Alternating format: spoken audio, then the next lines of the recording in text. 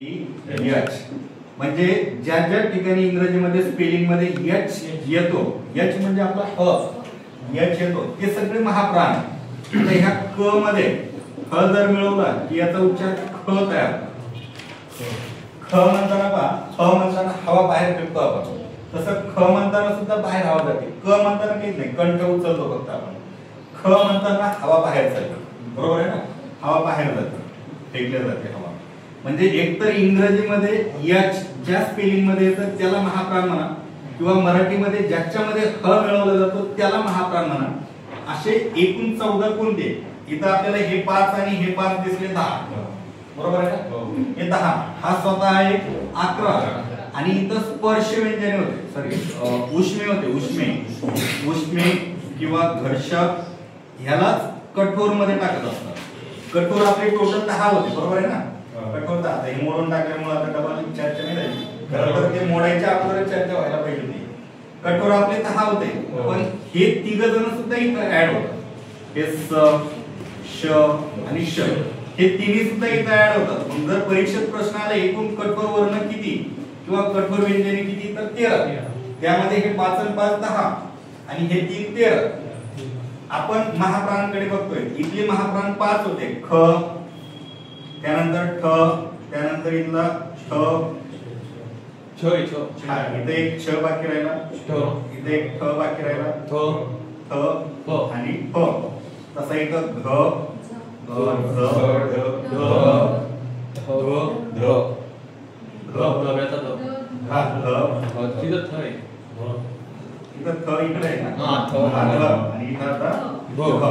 म्हणजे हे 5 हे 5 10 हा स्वतः आहे 11.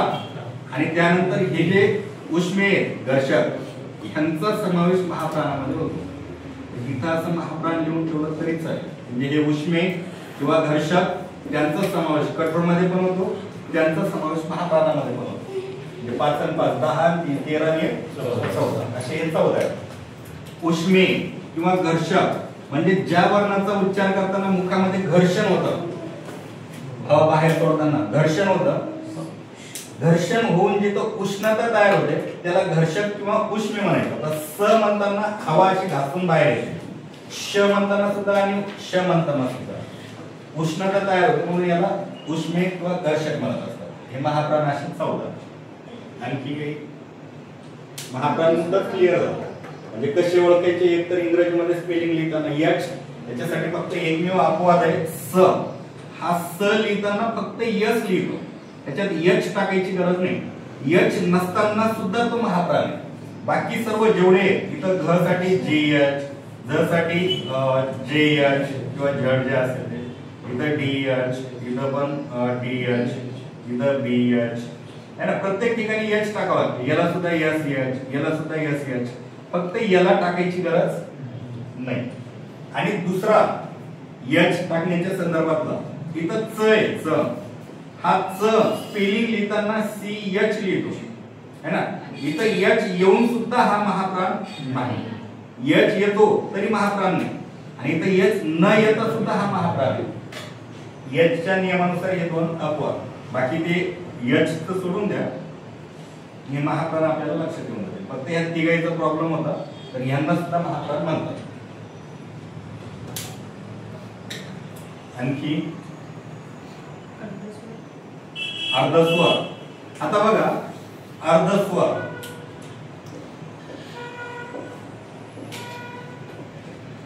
अर्धस्वराकडे जाण्याच्या अगोदर एक शब्द बघू आपण.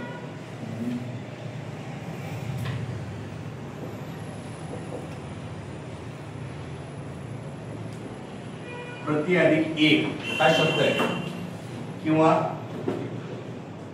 किती अधिक एक हे संधी मधलं आहे, तरी सांगतोय. त्या प्रतीची जर फोड केली तर प्र, प अधिक र अधिक अ, प्र. याचं काही काम नाही, त्याच्यामुळे डायरेक्टली प्र लिहितो.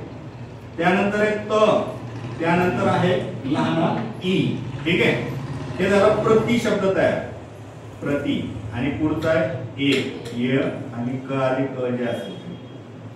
आता इथं काय हा ई, हा ई, उ, रू आणि रू हे जे 4 जण आहेत या 4 जणांच्या समोर कोणताही जर स्वर आला संधीमध्ये ह्या 4 स्वरांच्या समोर कोणताही जर स्वर आला तर हे 4 जण ऑटोमॅटिक लोप पावतात, डिलीट होतात आणि यांच्या जागी ई च्या जागी य येतो, उ च्या जागी व येतो, रू च्या जागी र येतो, लू च्या जागी ल येतो.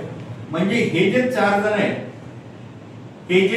आहेत हे स्वरांच्या ऐवजी येतात किंवा बऱ्याच वेळेला यांच्या ऐवजी स्वर येतात. कसं पहा, पावसात खरं तर मूळ शब्द आहे पाऊस, त्या ऊच्या जागी कोण आलेला आहे व. फाईल शब्द आहे पण लिहिताना आपण फाईल लिहितो ना, फाईल. ईच्या जागी कोण आलेला इथं य. तसं आता इथला मुद्दा होता, हा जर मुद्दा लक्षात आला असेल, ऊच्या जागी व आला, ईच्या जागी य आला, म्हणजे ह्यांच्या ऐवजी कधी कधी स्वरांच्या ऐवजी कधी कधी हे येतात, तर यांच्या ऐवजी कधी कधी हे येतात, स्वर येतात. बरोबर आहे. इथं पहा वाटलं असतं प्रति अधिक एक, ईच्या समोर कोणताही स्वर आला किंवा ह्या चौघांच्या समोर कोणताही स्वर आला तर त्यांचा बदल असा होतो, याचा य तयार होतो, य. आणि हा जो आहे तो वर डोक्यावर येतो. ए म्हणजे मात्रा असतो, तो डोक्यावर चालतो. याचा पाय मोडलेला आहे म्हणजे तो याला जोडला जाईल ऑटोमॅटिक, ते तयार झालं. हा प्र जशाच तसा, हा कर जशाच तसा शब्द तयार झाला. प्रत्येक, प्रति अधिक एक, प्रत्येक. हा य आला कुठून, तर इथल्या वेलांटीचा म्हणजे ई चा ये तयार झाला. किती अधिक एक शब्द तयार होतो कित्येक. मग हा गाईचा य आला कुठून, तर इथल्या वेलांटीचा ये तयार झाला. म्हणजे सांगायचा मुद्दा, ह्या स्वरांच्या ऐवजी हे येतात किंवा यांच्या ऐवजी हे येतात. तर आपल्या अख्ख्या वर्णमालेमध्ये हे 14 नमुने असे की हे स्वरांच्या ऐवजी येतात, म्हणजे अर्ध स्वरांचंच काम करतात, म्हणून यांना अर्ध स्वर म्हणतात. अर्ध स्वर हे स्वरांच्या ऐवजी येतात किंवा यांच्या ऐवजी स्वर येतात, म्हणून यांना अर्ध स्वर म्हणतात. आता त्यातही महत्वाचं, आता एक मुद्दा आहे म्हटलं तर पुढे येईल, जर संधी प्रकरण घेतलं तर बरं, इथपर्यंत लक्षात आलं का? अर्ध स्वर मुद्दा, हे स्वरांच्या ऐवजी येतात किंवा यांच्या ऐवजी स्वर येतात, म्हणून यांना अर्ध स्वर म्हणतात. लूच्या ऐवजी ल येतो, रूच्या ऐवजी र येतो, है ना. हे बघा, मातृ छाया किंवा मातृ भाषा किंवा कुठलाही एखादा शब्द घेतला, मातृ आज्ञा घेऊन, कारण स्वर पाहिजे ना आपल्याला. मातृ आज्ञा, इथं तृ मध्ये कोणी माहिती का शेवटचा रू, त्याच्या पुढे स्वर आला, कुठला का होईना स्वर आला. जर स्वर आला इथं लिहिलं होतं ई उ रू रू, यांच्या समोर कुठलाही स्वर आला तर ह्यांचा लोप होतो, त्यांच्या जागी हे व्यंजन येतात. रूचा लोप झाला तर काय येतो इथं र. तृ मधला रू निघून जातो, त्याचा काय तयार होतो मातृ. असा आहे ना हा तृ, तर हा असा निघून जातो, तो मात्रा असा तयार होतो. मात्राज्ञा, मात्राज्ञा. मातृ अधिक आज्ञा बरोबर मात्राज्ञा. रू निघून गेला, त्याच्यामध्ये र आहे, त्या त्र मध्ये र असतं, ते शिकायचं थोडा. हे झालं अर्ध स्वर. लक्षात आलं का? म्हणजे एक मुद्दा विचारला होता तुम्ही, अर्ध स्वर आणि एक अगोदर महाप्राण. आणखी काही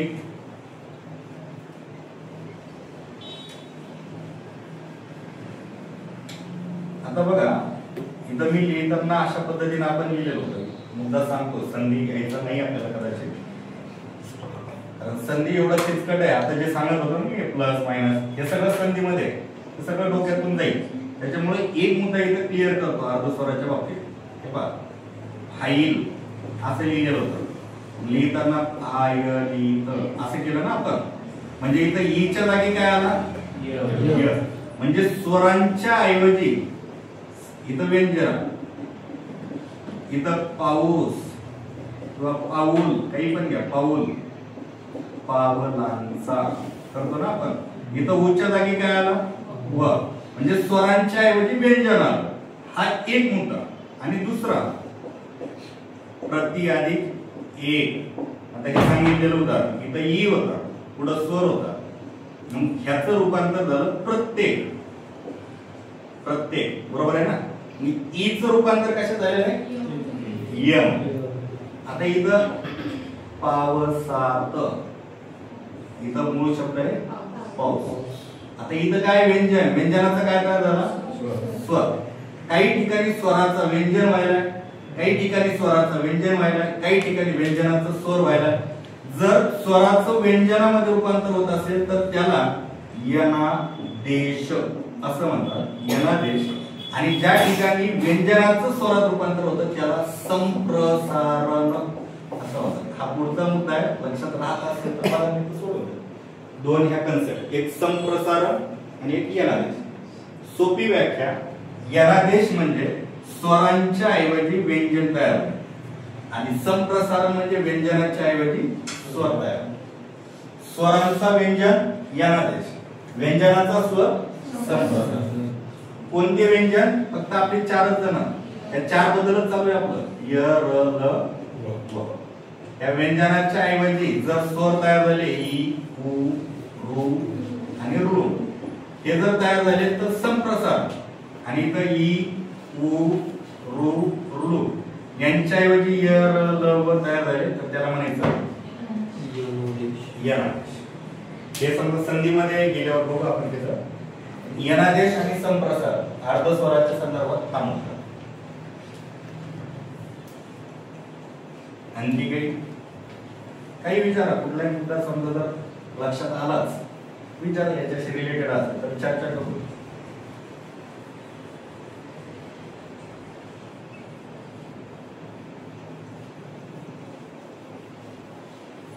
आता बघा ह्या संधी, हे जे आपण आता व्यंजन लिहिलेले होते, आता मी तर मोडले, तुमच्याकडे वहीमध्ये असतील तर चेक करा. आता बघा जेवढे काही तुम्ही व्यंजन लिहिलेले, प्रत्येक व्यंजनामध्ये असा दंड दिसत तुम्हाला, दंड. बघा काही व्यंजन असे तयार झाले, काही व्यंजन असे तयार झाले, काही व्यंजन असे तयार झाले, काही व्यंजन असे तयार झाले. बरोबर आहे ना? म्हणजे प्रत्येक व्यंजन बघा क पासून ते क्ष ज्ञ पर्यंत, कुठपर्यंत या खाली सगळे ते 34 प्लस हे 2 36, यामध्ये तुम्हाला प्रत्येक व्यंजनामध्ये दंड दिसत. मग काही दंड असे की ते मध्यभागी आहेत, मध्यभागी. काही दंड शेवटी आहेत, काही अक्षरां म्हणजे अक्षरांच्या शेवटी दंड. काही अक्षर शेवटी आहेत पण ते कसे स्वतंत्र आहेत, ठीक आहे. आणि काही आहेत ते कसे अर्धदंड, अर्धदंड. म्हणजे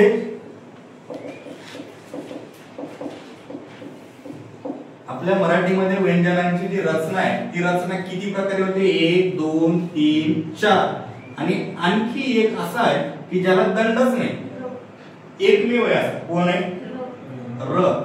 र हा असा आहे की ज्याला दंड नाही. आपल्या व्यंजनांची रचना किती प्रकारे होते? 5 प्रकारे. तर हे लक्षात ठेवायचं. व्यंजन हे मध्यदंड, शेवटी दंड, शेवटी स्वतंत्र दंड, अर्धदंड आणि दंड नसलेले, असे 5 प्रकारे लिहिला जातात. हा एकमेव आहे, हा एकमेव. यांना तरी जोड्या आहेत. एक इथं आपण फ लिहितो, इथं या खला तर भरपूर जोडीदार आहेत. ब आहे, प आहे, म आहे. इथं 3च आहेत, गणेश मधला ग, न आणि श. या ट मध्ये ट ट ड है ना, ई वाला. आता हे तर स्वर आहे, ड ढ है ना, ळ किंवा छ, हे अर्धदंडावाले. हा मात्र एकमेव. त्याच्यामुळे हे एक लक्षात राहू. व्यंजनांची रचना किती प्रकारे केली जाते? 5. मध्यदंड, शेवटी दंड, शेवटी स्वतंत्र दंड, अर्धदंड आणि दंड नसलेला.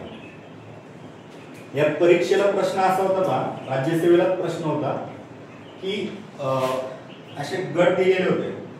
असा एक प्रश्न होता, शेवटी दंड असलेले वर्ण किती?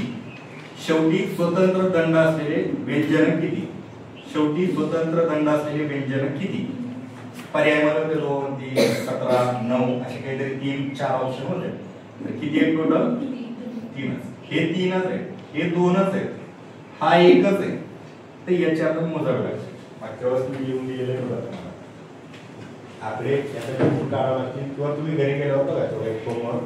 शेवटी दंडावाले किती, शेवटी स्वतंत्रवाले 3 आहे, अर्धदंडावाले किती ते 1 बघा. झालं इथपर्यंत.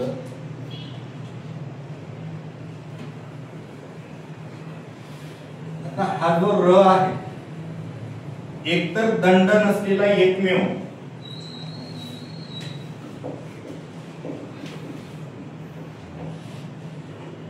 दंड नसलेला एकमेव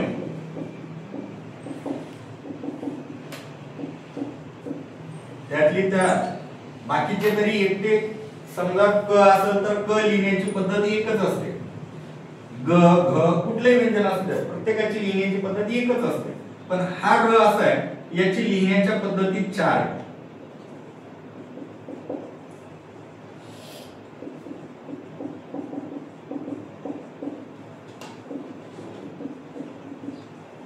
र जोडाक्षर लिहिण्याच्या पद्धती किती आहे टोटल 4. कशा पद्धतीने बघा. समजा तुम्हाला एखाद्या कुठल्याही व्यंजनामध्ये नंतर होऊन र जर मिळवायचा असेल तर तो अशा पद्धतीने आपण मिळवतो पोट पाडतो. बरोबर आहे ना.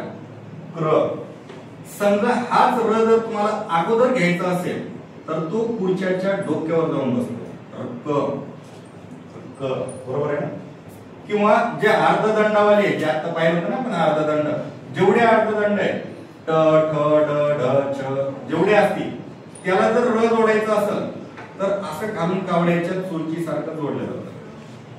ज्याला काकपद पद्धत म्हणतात. काक म्हणजे कवडा. आणि त्यानंतर ह आणि य गाईचा ह आणि य याला जर तुम्हाला र जोडायचं असेल तर पोटात सुरी मारतात अशा पद्धतीने. बरोबर आहे ना. मग र लिहिण्याच्या पद्धती किती 4.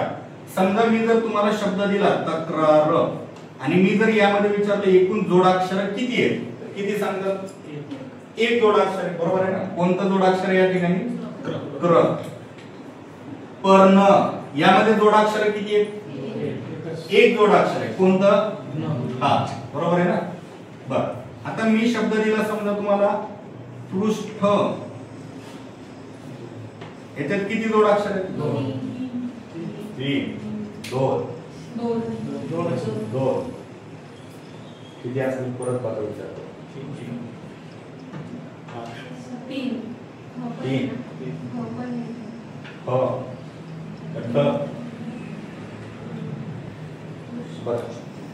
आता उत्तर सगळ्यांचं चुकलंय. शब्द तर छोटाच आहे. मुद्दा म्हणून अगोदर मी 2 घेतले उदाहरण आता हे 3 एक उत्तर बरोबर आहे. एकच आहे. आता बघा आता इकडे येण्याच्या अगोदर दुसरा मुद्दा आपण क्लिअर करू. हा क आहे पाय मोडलेला म्हणजे याला काय म्हणतो आपण व्यंजन. सर्व व्यंजनांची पाय मोडलेली असतात. हे व्यंजन आहे. पाय मोडले की त्याला व्यंजन म्हणायचं. ह्या व्यंजनामध्ये तुम्ही जर एखादा स्वर मिळवला याला स्वर म्हणतात. व्यंजनात स्वर मिळवला की तयार होणारं जो असतं त्याला अक्षर म्हणायचं. काय म्हणायचं अक्षर. हे अक्षर ज्याचा पाय मोडलेला नसतो ते अक्षर आहे. आता हे प्रत्येक अक्षर आहे हे जे लिहिलेलं आहे ना याचा कोणाचाच पाय मोडलेला नाही हे अक्षर. अक्षरांपासून शब्द तयार होतो. त्या अगोदर घ्यायला पाहिजे होतं राहून गेला आपण. व्यंजनात स्वर मिळवला की अक्षर तयार होते. हे अक्षर आहे. त्या क मध्ये तुम्ही दुसरा ई मिळवला तर की तयार होतो की. ह्याला सुद्धा काय म्हणायचं आपल्याला असे टोटल म्हणजे जेवढे स्वर आहेत कोणताही स्वर कोणत्याही व्यंजनात मिळवला की तयार होणाऱ्याला अक्षर म्हणतात. मग याच क मध्ये तुम्ही रू ऋषीचा मिळवा. रू हा स्वरच आहे ना. स्वरच आहे ना आपला. स्वर मिळवला तर क्रू तयार होतो. क्रू. ह्या क्रूला तुम्ही जोड अक्षर म्हणणार का अक्षर म्हणणार अक्षर. कारण व्यंजनामध्ये स्वर मिळवला की अक्षर तयार होतो. कोणताही स्वर असू द्या ना. हा रू पण स्वरच आहे तो मिळवला तरी याला म्हणायचं अक्षरच. त्या क च्या जागी प घेऊन बघा तुम्ही प मध्ये जरी रू मिळवला तरी तयार होणारा काय म्हणायचं अक्षर. पण हे तुमचं जे आहे ते जोडाक्षर नाही तर हे अक्षर इकडे आहे जोड. जोड अक्षर म्हणजे काय. जोड अक्षर म्हणजे जिथं 2 अक्षर असतात हे अक्षर प्लस हे अक्षर जिथं 2 अक्षर असतात त्याला जोड अक्षर म्हणायचं. जसं तक्रार किंवा पर्ण. पर्ण मध्ये एक न होता एक बाणाचा न होता आणि एक र होता. म्हणून तो न तयार झाला, म्हणून हे जोडाक्षर आहे. तक्रार मध्ये एक क होता, एक र होता, हे दोन अक्षर होते, म्हणून क्र हे जोडाक्षर तयार झालं. जिथं दोन अक्षर असतात ते जोडाक्षर. पण इथं ह्या प्रू मध्ये दोन अक्षर असतील का?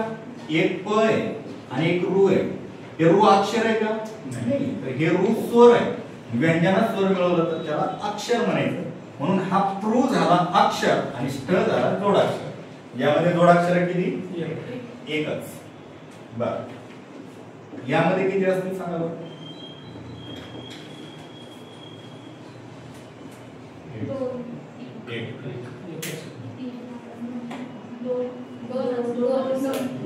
एक दोन तीन पर्याय पहा. 1 2 3 4 असे पर्याय. एकच. एक. अक्षर जोडाक्षर किती असा प्रश्न आहे. जोडाक्षर किती? आणि जोडाक्षर म्हणजे अक्षरात अक्षर पाहिजे. 2 3 अक्षर जरी असले 1 2 3 4 असे किती असो त्याला जोडाक्षर म्हणा. फक्त अक्षरात अक्षर मिसळलेलं पाहिजे. किती असते? 2. आता हे ज्ञ सुद्धा जोडाक्षरच आहे. द न य आणि शेवटी अ आहे. हा म्हणून हा ज्ञात, याला पण जोडाक्षर म्हणा. हा वृष्टी, हा न जो आहे, ह्या न मध्ये न अधिक अ म्हणजे व्यंजनात स्वर मिळवला तर हे झालं अक्षर. रू, व मध्ये रू मिळवला, व्यंजनात स्वर मिळवला, ते अक्षरच आहे. ष्टी मध्ये श अधिक ट अधिक ई, हा झाला मात्र जोडाक्षर. हे दोन जोडाक्षर आहेत, हे बाकीचे अक्षर. सांगायचा मुद्दा, याला जोडाक्षर मानू नका.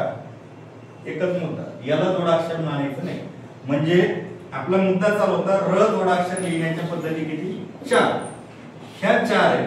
जर एखाद्या अक्षराला असं खालून चंद्र काढला तर त्याला र मानायचं नाही, तर त्याच्यामध्ये कोण लावलेला असतो? रू लावलेला असतो. एवढाच मुद्दा. जोडाक्षर लिहिण्याच्या पद्धती किती? 4. हा र उच्चार करताना मोबाईल व्हायब्रेट वर ठेवल्यासारखा र मुखामध्ये पण कंपनी तयार होतात की नाही? र म्हणून पहा, र म्हणताना कंपनी तयार होईल, व्हायब्रेशन. म्हणून र ला कंपित वर्ण म्हणतात. परीक्षेला प्रश्न येईल, कंपित वर्ण कोणता? र. र म्हणताना जिभेखाली लाळ तयार होते, म्हणून या र ला जिव्हाग्रीय वर्ण सुद्धा म्हणतात. कोणता? जिव्हाग्रीय. जीव बाहेर नका काढू शकतो. जिव्हाग्रीय वर्ण कोणता? र. कंपित वर्ण कोणता? र. दंड नसलेला वर्ण कोणता? र. र जोडाक्षर लिहिण्याच्या पद्धती किती? 4.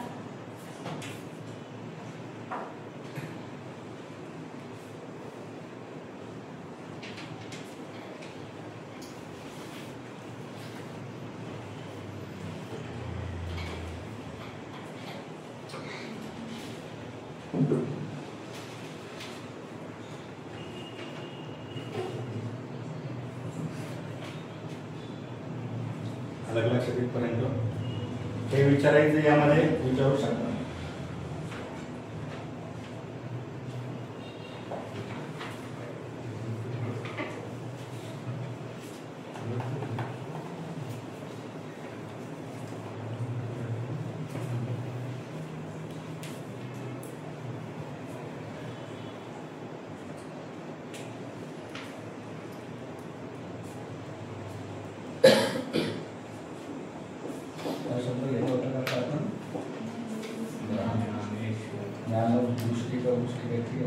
ज्ञानेश्वर शब्द आहे.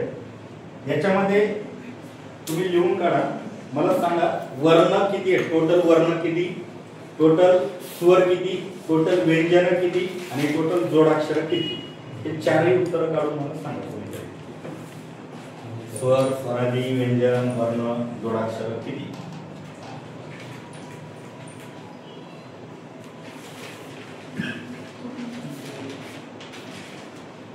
फोड करायची त्या शब्दाची. जोडाक्षर किती असतील? 2. स्वर,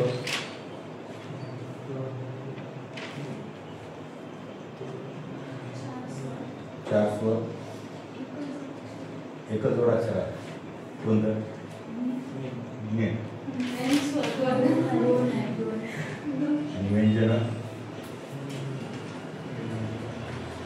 डॉक्टर कुठे गेले? राहिला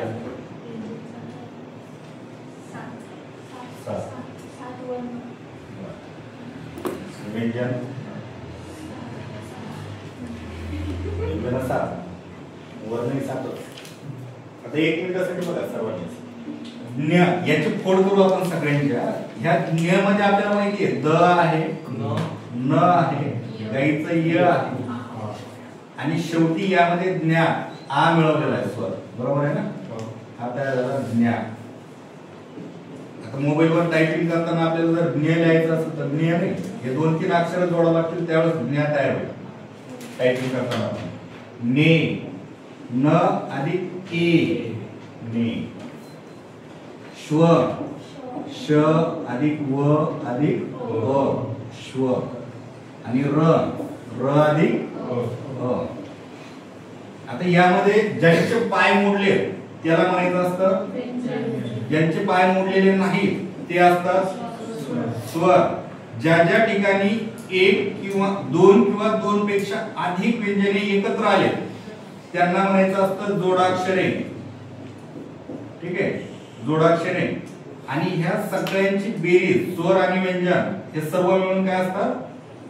वर्ण. वाटलंच तर आपण खाली वर्ण. त्या दोघांची बेरीज म्हणजे काय असते? वर्ण. आणि ज्याच्यामध्ये व्यंजन प्लस व्यंजन असतं ते असतात जोडाक्षरे.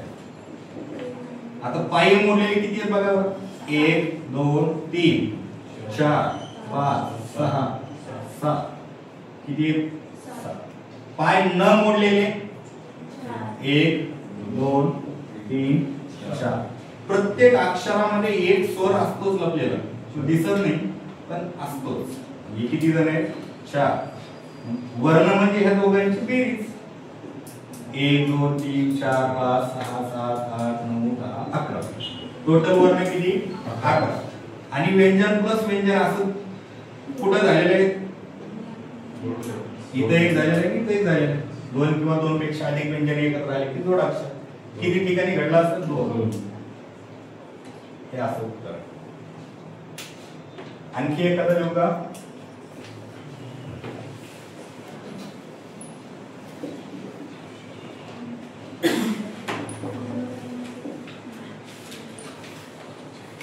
याच्यात बघा, आता जसं मी सोडवलं का तसं तुम्ही सोडवा.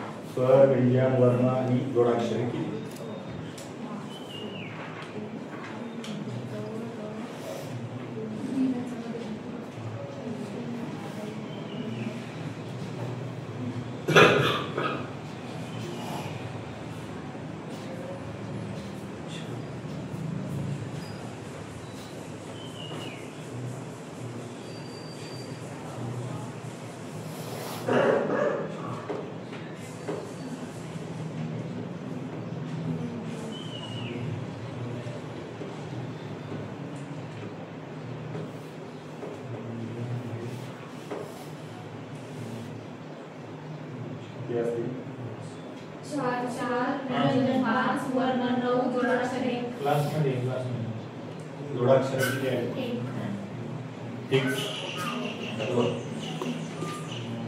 आता बघा व्यंजने किती आली?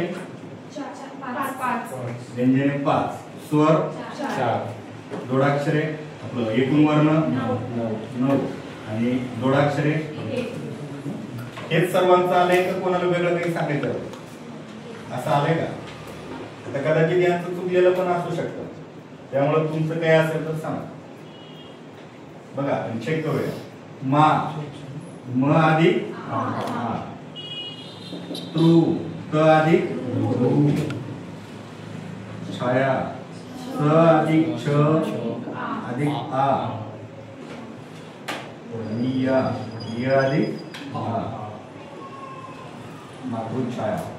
आता पाय मोडलेले सगळे व्यंजन 1 2 3 4 5 म्हणजे 5 बरोबर आहे. न मोडलेले स्वर 1 2 3 4 4 बरोबर. टोटल बेरीज केली तर किती बनणार आहे? 9. आणि 2 व्यंजन कुठे एकत्र आलेले आहेत? एकच ठिकाणी आले म्हणून 1 म्हणजे 1 काढलेलं उत्तर बरोबर. आता काही जणांचा प्रश्न तयार झाला असेल तर आम्ही मातृछाया फक्त एवढंच लिहित होतो, हे बरोबर का हे बरोबर, मातृछाया वरचा बरोबर का खालचा बरोबर, वरचा मातृछाया वरचा बरोबर. आता घरावर पण बऱ्याच वेळा पाहतो आपण मातृछाया वरच लिहिलेलं असतं, पण खरं तर मातृछाया तो खालचा शब्द बरोबर, शब्द व्याकरण दृष्ट्या मातृछाया च येतच त्यामध्ये मातृछाया. आणि हे कुठे आहे आपल्या संधीमध्ये आहे बघा, हे सगळं प्रकरण आहे संधीमध्ये. संधी शिकली की बऱ्यापैकी शुद्ध लेखनाचे नियम आपल्याला लक्षात येतात. आता बघा बऱ्याच वेळा आपण हे लिहितो, यामध्ये कोणतं बरोबर असेल, एक का दोन नंबर, दोन नंबर पहिलं नाही का, वाचायला तर दोन्ही बरोबर वाटतं, पण परीक्षा लिहिताना परी अधिक इच्छा. आता इथं लहान ई अधिक मोठा ई, आता कोणते दोन ई समोरासमोर आले की त्याचा मोठाच ई तयार होतो, आणि मोठा ई म्हणजे दुसरी वेलांटी, म्हणून परीक्षा लिहिताना दुसरीच वेलांटी टाकायची. असे बरेच नियम आहेत संधीमध्ये येऊन जाते. सध्या एवढं इथपर्यंत लक्षात राहू द्या. वर्णमाला राईट लक्षात, स्वर किती, व्यंजन किती, काटे किती. आता एक शेवटचा मुद्दा बाकी आहे, हा धडा या ठिकाणी संपून जाईल. एक शेवटचा मुद्दा बघा, बघितलेलं होतं बरोबर आहे ना, वर्ण याची व्याख्या बघितलेली होती. मुखातील अवयवांचा एकमेकांना स्पर्श होऊन ज्या वर्णांचा किंवा ज्या ध्वनींचा निर्मिती होते त्याला वर्ण म्हणत असतात. तिथं व्याख्या बघितली होती. नेमके मुखातले जे अवयव आहेत ते कोणते कशाला लागून किंवा कसे अक्षर तयार होतात ते बघायचं आपल्याला, ज्याला आपण मराठीमध्ये म्हणतो उच्चार स्थाने. म्हणजे एखाद्या वर्णाचा उच्चार कसा तयार होतो बघा.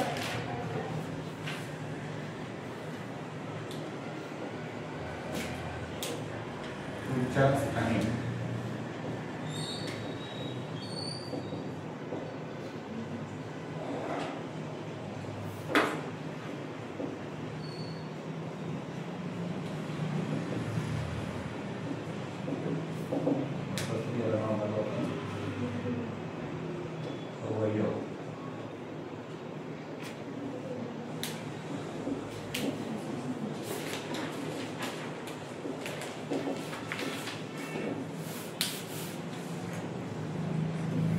मुखात कोणकोणते अवयव बघा. एक आहे कंठ, आहे का नाही, नरड. दुसरा आहे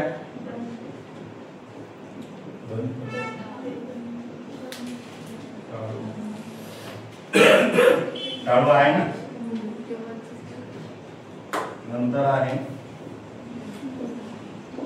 टाळूच्या पाठीमागचा जो खडबड भाग असतो ज्याला म्हणतात मूर्धा, मूर्धाने. नंतर दात, नंतर ओठ. एवढे मुख्य पाठ. त्यानंतर मिक्सिंग, समजा कंठ आणि टाळू हे दोघं जण एकत्र आहेत.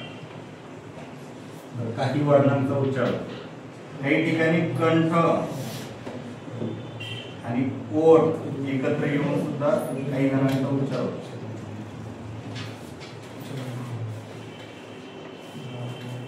काही ठिकाणी दात आणि ओठ दोघांच्या एकत्रीकरणातून उच्चार होतो. दात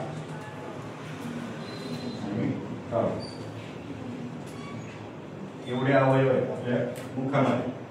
कंठाला लागून काहींचा उच्चार होतो, टाळूला लागून किंवा मूर्धा वापरून दात, ओठ यांचा वापर करून वर्णांचा उच्चार होतो. आता कोणते वर्ण कुठे येतात बघा, अगोदर लिहून घेऊ आणि नंतर बघू आपण. कंठामध्ये आता कंठाचा वापर करून ज्या वर्णांचा उच्चार होतो त्याला कंठे वर्ण म्हणायचं. काय म्हणायचं? कंठे वर्ण. याला टाळूचा वापर तालव्य, मूर्धा मूर्धन्य, दात दंत्य, ओठ ओष्ठ्य, कंठ टाळू कंठ तालव्य, इथं कंठोष्ठ, दंतोष्ठ, दंततालव. आता स्वरामध्ये फक्त एवढंच पाठ करायचं तुम्हाला. स्वर बाकीचं तोंडी जागची जागी जरी विचार करून बघितला तरी लक्षात येतं. फक्त स्वरामध्ये ई ई, मूर्धन्यामध्ये रू, इथं दातामध्ये रू, उ उ, कंठ तालवे ए आई, ओ औ. दंतोष्ठ मधला इथला ओ व लक्षात ठेवायचे. आणि इथं च, श, ज आणि ज हे 4 लक्षात ठेवायचे.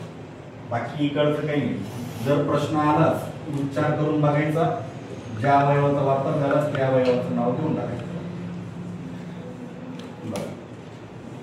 कंठाचा वापर करून क, ख, ग, घ, वांगा न सगळ्यांची पाय मोडलेले. च, च, ज, झ, न, त, थ, द, ध, न, त, थ, द, ध, न, फ, फ, ब, भ, म. उरलेले इथे येतो अ, इथे येतो यश, इथे र, श, ळ, इथे येतो ल आणि स. सर्वांची पाय मोडलेले. हा असा तक्ता एवढे लिहून घ्या. मोठं तुम्ही असे बाजूला जर धरले आणि तुम्हाला जर प चा उच्चार करायचा ठरला तर होईल का?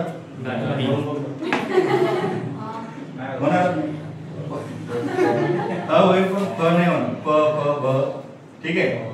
दात जर नसतील दात काढून ठेवा आणि नंतर याचा उच्चार करून बघा. बरोबर. आपली जी जीभ आहे ती दाताला लागते. जीभ दाताला लागून ज्या वर्णाचा उच्चार होतो त्याला दंत, दंते वर्ण आपण म्हणतो. मूर्धा, मूर्धा लक्षात ठेवायला सोपं. लक्षात ठेवा मुडपा. जीभ मुडपायचं काम पडलं म्हणजे फोल्ड करायचं काम पडलं की समजून जायचं त्याला मूर्धन्य वर्ण म्हणायचं. आता ट ठ ड ढ म्हणा. जीभ आपली अशी फोल्ड करावी लागेल. फोल्ड करून त्या खडबड भागाला, टाळूच्या पाठीमागच्या भागाला आपल्याला चिटकावं लागेल. बरोबर आहे का? त्याला म्हणायचं मूर्धन्य वर्ण. च, छ, ज, झ हे जे चौघजण आहे ह्यांचा उच्चार 2 प्रकारे होतो. एक फक्त टाळूला जीभ लावून उच्चार होतो आणि दुसरा टाळू आणि दात दोघांचा वापर करून उच्चार होतो. फक्त प्रॉब्लेम ह्या दोघांमध्येच आहे. एक तालव्य आणि दंत तालव्यामध्ये च, छ, ज, झ, च, छ, ज, झ 2 ठिकाणी आहे. मग एखादा जर शब्द दिला तर तो ओळखायचा कसा तो आपण बघूया. बाकीच्यांचा काही प्रॉब्लेम नाही. क म्हणताना हा जो कंठ आहे तो थोडा उचलावा लागतो. क, ख, ग, घ म्हणून बघा. कंठातून ज्या वर्णाचा उच्चार होतो त्याला कंठ. टाळूचा वापर होऊन किंवा जीभ टाळूला लागून ज्या वर्णाचा उच्चार होतो त्याला तालव्य. जीभ मूर्ध्याला लागली की मूर्धन्य. जीभ दाताला लागली दंत्य. ओठाचा वापर करून ओष्ठ. हे कंठ तालव्य, कंठाचा आणि टाळूचा वापर होतो. हे जशास तसं पाठ करा. आतापर्यंत तलाठीवाल्यांनी सगळ्यात जास्त जर प्रश्न विचारला असेल तर याच्यावर विचारायला. व चे उच्चारस्थान सांगा किंवा खालीपैकी दंतोष्ठ वर्ण कोणता, तर हे पाठ करायचं आपल्याला. बाकी स्वर एवढे हे पाठ करा. याचा आपल्याला अंदाज येत नाही उच्चारताना आणि हे जशास तसे पाठ करा. राहिला फक्त ह्या दंत तालव्याचा आणि तालव्य वर्णाचा. आता बघा आपण मागच्या वेळेस एक उदाहरण घेतलेलं होतं. हे दिसायला दोघांची स्पेलिंग सारखीच आहे. चमचा चमचा है ना. आता याचा उच्चार करताना काय करायचं, याचा उच्चार करताना जिभेचा शेंडा फक्त दाताला लावा, दाताला जोडायचा. कसा उच्चार होईल, समचा. च म्हणायला जर दाताला लागला तर. याचा उच्चार करताना जिभेचा शेंडा टाळूला लावा, टाळूला लावा. उच्चार होईल चमचा. चमचा बरोबर आहे ना. हा चमचा, हा चमचा. जर जिभेचा शेंडा जर तुम्ही टाळूला लावला तर चमचा, म्हणजे त्याच्यामध्ये य गाईचा आल्यासारखा भास होतो. जीभ जर तुमची टाळूला लागली की गाईचा य जोडल्यासारखा भास होतो. चमचा, चमचा है ना. आणखी एखादं उदाहरण पहा. जिभेचा शेंडा तुम्ही दाताला जोडा, उच्चार होतो जरा. आणि इथं जरा जरा इथं गाईचा ये जोडल्यासारखा भास होतो. सांगतो याच्या अर्थ पण उदाहरण पहा एक दोन फक्त. त्यानंतर हा एक आणि हा एक जग आणि जग दोन्ही उच्चार करतो ना आपण. जिभेचा शेंडा दाताला लावा उच्चार होतो जग. जिभेचा शेंडा टाळूला लावा उच्चार होतो जग है ना. आता हा चमचा. चमचा म्हणजे भांड्यामध्ये जो असतो पोहे खायचा तो चमचा. चमचा चमचा चमचा दाताला जर जीभ लागली तर चमचा म्हणजे भांड्याचा चमचा. आणि हा चमचा. चमचा म्हणजे भाजीवाला हाच. पोहे खायचा भाजीचा एक. हा चमचा म्हणजे नेत्याच्या पाठीमागे पडणारे जे लोक असतात ना ते चमचे. मध्ये मध्ये कसं बघ नेत्यापेक्षा ते जास्त असतात त्यांना म्हणायचं चमचे. पुढाऱ्यांच्या पाठीमागे फिरणाऱ्या लोकांना चमचे म्हणतात. आता आपण प्रोफेशनली शब्द दिला पीए आणि अगोदर त्यांना हेच म्हणायचे. किंवा आता दोघांची जर चर्चा सुरू असेल आणि तिसरा मदत येत असेल तर आपण त्याला म्हणतो काय चमचा आला तर तो हा चमचा नसतो तर तो कोणता असतो हा चमचा है ना. हा जरा. जरा म्हणजे थोडा. जरा म्हणजे काय थोडा. पण ती जर जीभ दाताला लावण्याऐवजी जर टाळूला लावली जरा काय झालं तर जरा म्हणजे म्हातारा. म्हाताऱ्या माणसाला जरा म्हणतात. समानार्थी शब्दासाठी येतो पहा खालीलपैकी म्हातारा या शब्दाचा समानार्थी शब्द ओळखा. तिथं पर्याय असतो जर किंवा जरा. आपल्याला वाटतं जर म्हणजे तर थोडा. जर तर जोडीदार किंवा जरा म्हणजे थोडा. पण हा जरा म्हणजे म्हातारा हाही त्याचा अर्थ होतो. जग अजून थोडं जग. मरू नको. जगणे मरणे है ना. हा तो शब्द आहे जग म्हणजे जगणे. आणि हा जग. जग म्हणजे ब्रह्मांड किंवा पाणी वाढायचं जग. पाणी वाढायचं जो जग असतो ना त्याला पण जग म्हणतात. आणि हे जे पूर्ण विश्व आहे याला पण आपण जग म्हणतो ते जग. आणि हा जग म्हणजे जगणे. जगणेवाला. मग परीक्षेत प्रश्न येतो असा. आता तुम्ही म्हणता जर असं आलं तर आपल्याला ते परीक्षा पेपर वाटणारा उच्चार करून दाखवतो का किंवा तो सांगणार पण नाही आपल्याला हे चमचा कोणता आणि तो चमचा कोणता. तर परीक्षेला प्रश्न आला तर असा येईल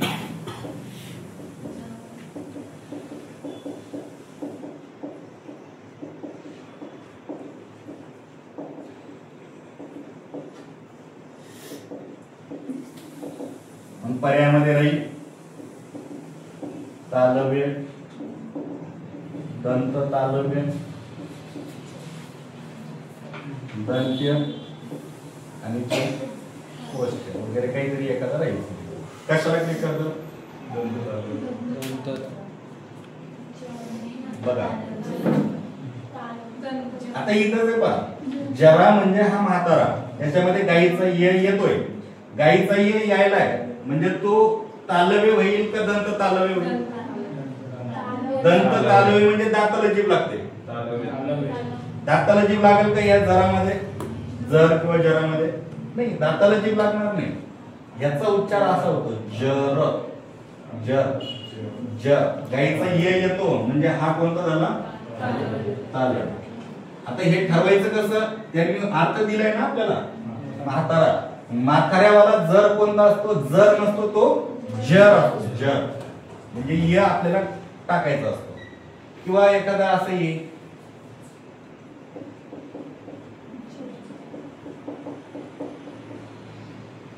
जग. यातील जगचे उच्चार स्थान सांगा. आता त्यांनी अर्थ दिलेला आहे जगणे.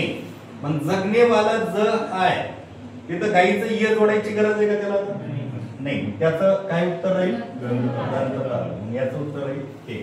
म्हणजे त्याच्या पुढे आपल्याला अर्थ दिलेला असतो त्यावरून आपल्याला ठरवायचं की हा जग कोणता जग आहे का जग आहे ते याच्यावरून ठरवायचं. ठीक आहे. अशा पद्धतीने हा धडा या ठिकाणी संपला. उच्चार स्थाने या तक्त्याचं नाव होतं उच्चार स्थाने. कोणता वर्ण कसा उच्चारला जातो ते. काही अडचण असेल या धड्यामध्ये तर विचारू शकता.